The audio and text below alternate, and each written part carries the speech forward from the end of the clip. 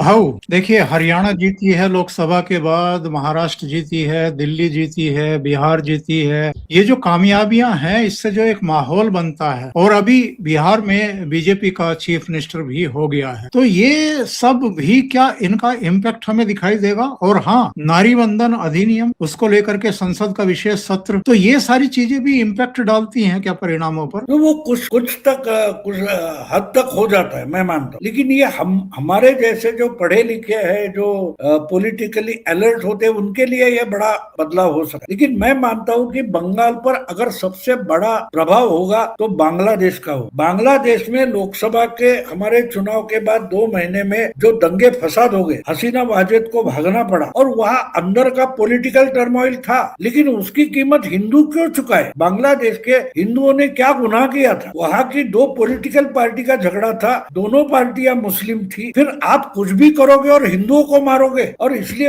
आपको याद होगा कि हरियाणा के चुनाव के पहले ये जो बात हो गई थी, तो मैंने बोला था कि बांग्लादेश की जो बड़ी रिएक्शन है वो कहाँ आई थी? सिलीगुड़ी में आई, बंगाल में आई। तो सिलीगुड़ी के बाद हिमाचल में हो गया, और मैंने बोला कि हरियाणा में बड़ा इसका प्रभाव आपको दिखाई देगा। और हरियाणा में कांग्रेस जीतते जीतते हार गई। बाद में महाराष्ट्र हुआ, दिल्ली हुआ, बिहार हुआ। तो ये सब, और अभी अभी बांग्लादेश में भी बड़ा बदलाव हुआ है। तो ये सबका एकत्रित परिणाम हम देखते हैं, तो मुझे लगता है कि जनता ने तय किया कि भाई अभी नहीं तो कभी नहीं, अभी नहीं तो कभी नहीं। और एक बात बोलूंगा, जो पिछले चुनाव के बाद हिंसाचार हुआ था, तो 5,000 से ज्यादा हिंदू परिवार बंगाल से असम भाग गए थे, वो लौटे हैं। और जो लौटे हैं और 5 साल से फिर अपने घर गृहस्थी में लगे हुए हैं, तो उनके मन से वो डर चला गया।